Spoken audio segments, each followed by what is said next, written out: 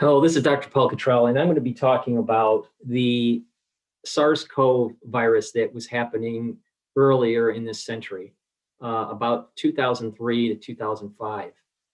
Now, on the screen here is the actual S1 subunit of SARS-CoV. To give you a little bit of background, back in 2005, there was a vaccine that was developed that didn't hit the market, using the S1 subunit and packaging it into an adenovirus as a vaccine.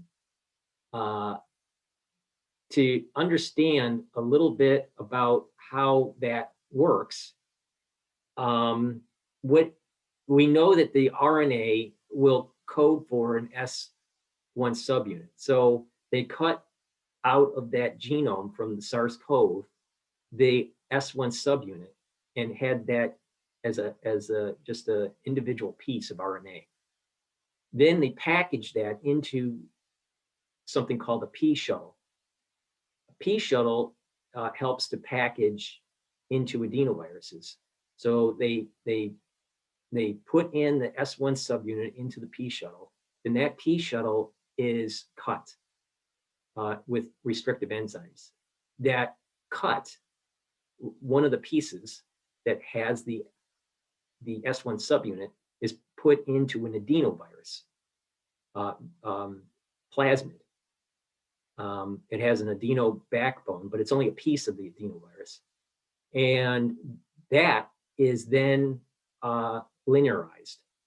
That linearized plasmid that has the S1 subunit with the adenovirus backbone is transfecting the 293 cell line that is special because these cell lines have bits and pieces of the adenovirus. So when this vector is presented in the cell, it will assemble a full adenovirus. Then from there, you can harvest the adenovirus from the cells and purify it. By doing that, you can put the purification into a vaccine and present these adenoviruses that have the S1 subunit as a vaccine. Now, it's only pieces of the adenovirus. It's not the whole adenovirus, so it's not as if you are being infected by a fully functional adenovirus. But what is interesting is as the code is presented to the cell, it'll start to make this S1 subunit. This subunit has, for this vaccine, SARS-CoV-2, has about this S1 subunit that's for this vaccine, this pShuttle vaccine, has about 60%, about 57% homology to the SARS-CoV-2 main template for the S1 subunit. Doesn't have 100%, okay? So there was additional, the point here is that there's additional modification through the cell selection from Dr. Xi's lab to further development of the SARS-CoV-2 virus. Now, to give you an idea where this is located, this right here is the full trimer spike protein. It takes three individual units to make a full spike protein. So you can see that the S1 is at the top, and that's what attaches to the ACE2 receptor. Now, if I just show you a individual unit, a monomer, you can see here the full structure of the monomer, all right?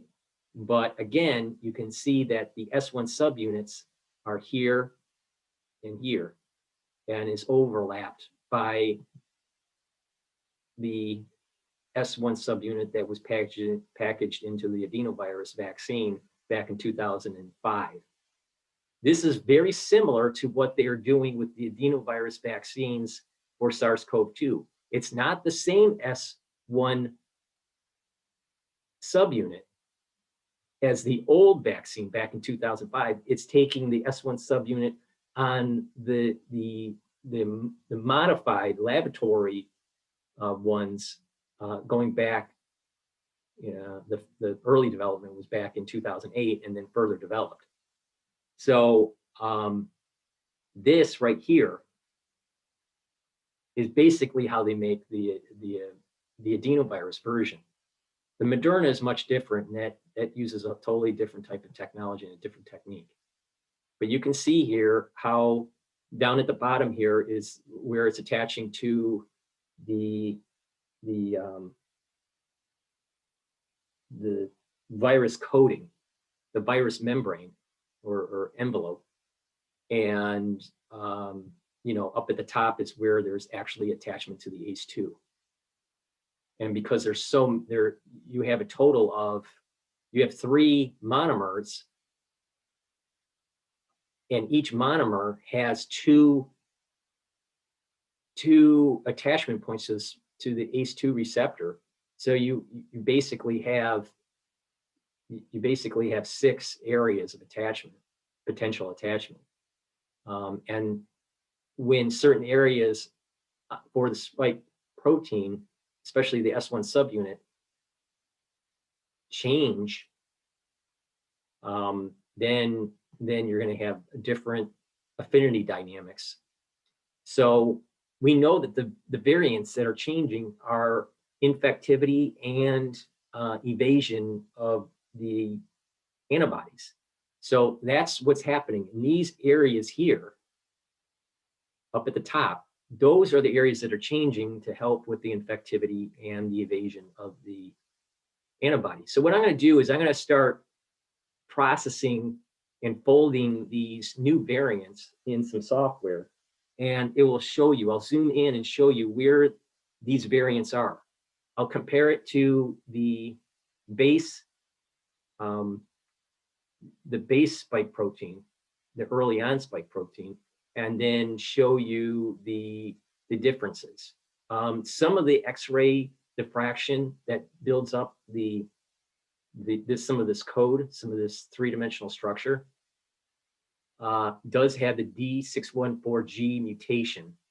So I don't believe that there's an X-ray diffraction before the D614G, but from the D641G line, all of these other variants are happening. So it will be a good comparison to take the base X-ray diffracted 3-dimensional structure for SARS-CoV-2 and compare it to these individual variants, like the Brazilian variant to the baseline, or the UK variant to the baseline, or the let's say the California to the baseline, and see what happens. So that's where we're at right now.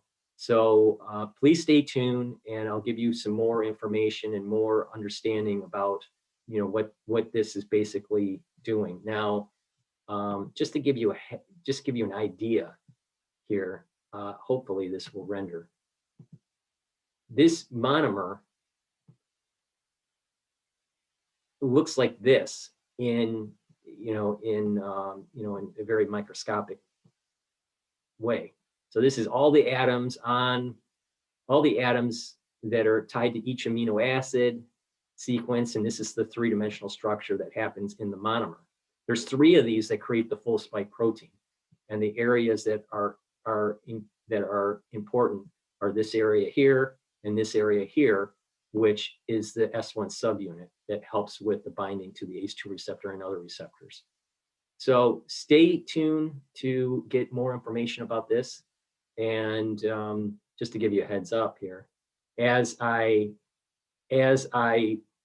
use a base for the spike protein and I show you the variants, you'll be able to see different regions, different cavities, or different topology from the base to the variants, and you'll physically see the differences where the mutation changes the shape of the spike protein.